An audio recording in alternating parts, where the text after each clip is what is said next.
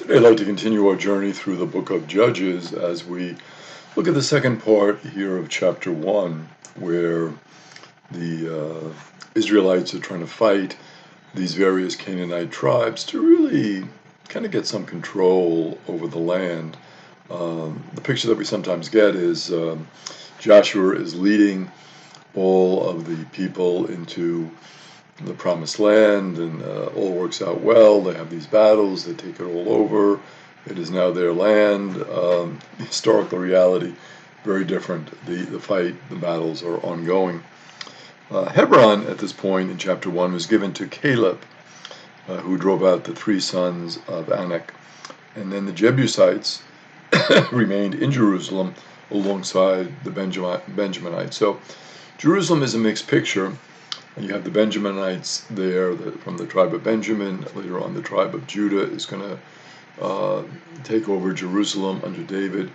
But at this point, the Jebusites are still very powerful. They're still there. And so, again, a very mixed picture. There's no complete conquest at all.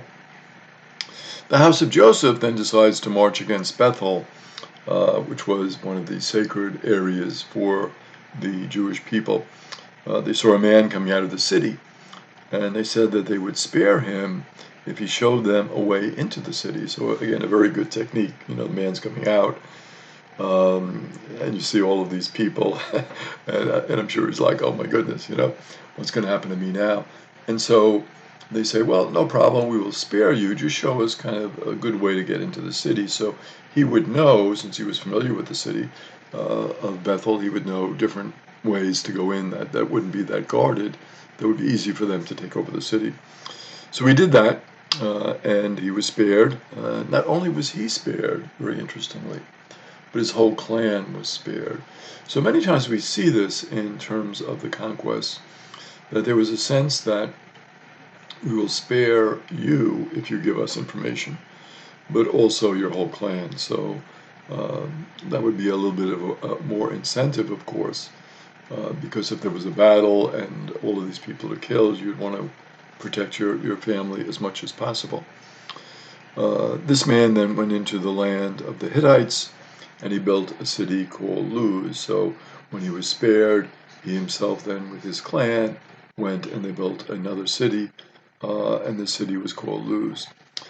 The Canaanites held on, though, to many of the towns in the district where the tribe of Manasseh settled. So you can just see how this is going to sit with Manasseh.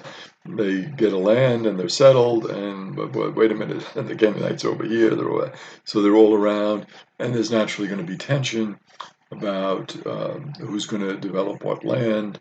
Is this my land? Is this your land? What about water rights? What about access? What about trade routes? All of these things would have to be worked out. With the neighbor, it would lead to obviously to tensions and to other battles, possibly. The Ephraimites also failed to drive the Canaanites out of Gezer, so they settled in Gezer, but there were many Canaanites there as well in that area. So again, there would be tension in Gezer. Zebulun failed to drive out the inhabitants of Kitron, so again, they would have a foothold there in Kitron. And the Asherites also failed to drive out many of the Canaanites. So you get a picture of all of these tribes really failing to take complete control over the territory. And this is going to lead to a lot of tension between the different tribes and the Israelites. Naphtali also lived among the Canaanites.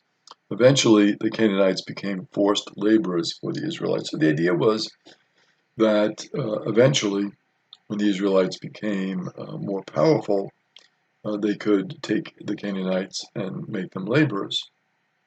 But the reverse also happened. In many areas where the Canaanites were stronger, the Israelites became forced laborers.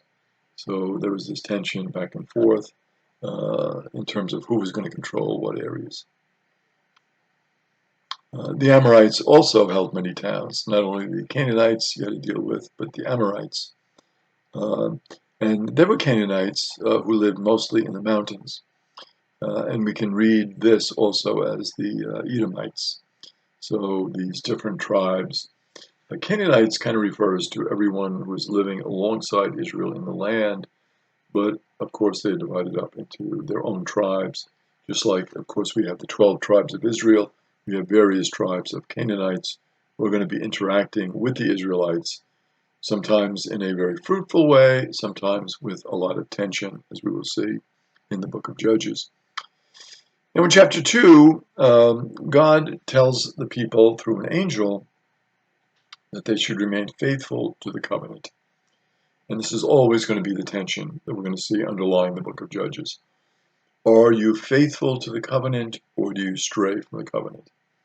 And as we see now and get a more accurate picture of what it was like in the Promised Land, there was this ongoing tension between the Canaanites and the Israelites.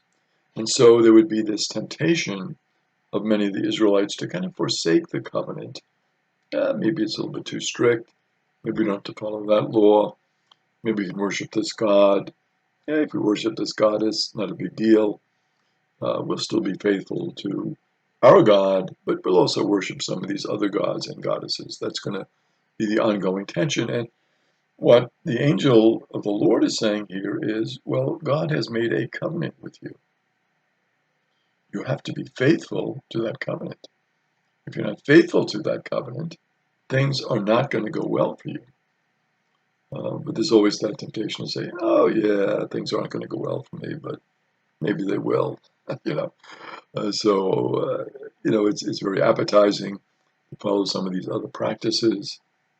Maybe we'll do a little bit of that and a little bit of following God. We try to mix the two, which of course, for us today becomes the ongoing temptation. Now, what does it mean for us today to be faithful to God, living in a land, a country, which has so much diversity into it? Are we going to follow some of these other practices? And some of these practices become very attractive. And we say, oh, we're not going to be doing any harm.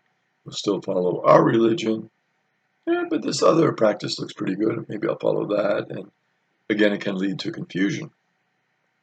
It can also lead to enhancing your practice of religion and to developing a fuller sense of religion as you incorporate some beautiful practices of meditation, for example, into the Catholic tradition.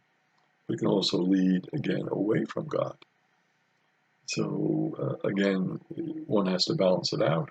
Some of these values that our secular culture promotes, and we might look at it and say, oh, it's a good value, but is it really something that in the long run is going to help me develop a deeper and a more personal relationship with God? That's the problem that we see here in the book of Judges, in the beginnings here in chapter 1 and 2. But it's also going to be a problem, obviously, we're going to face in our own day and in our own time.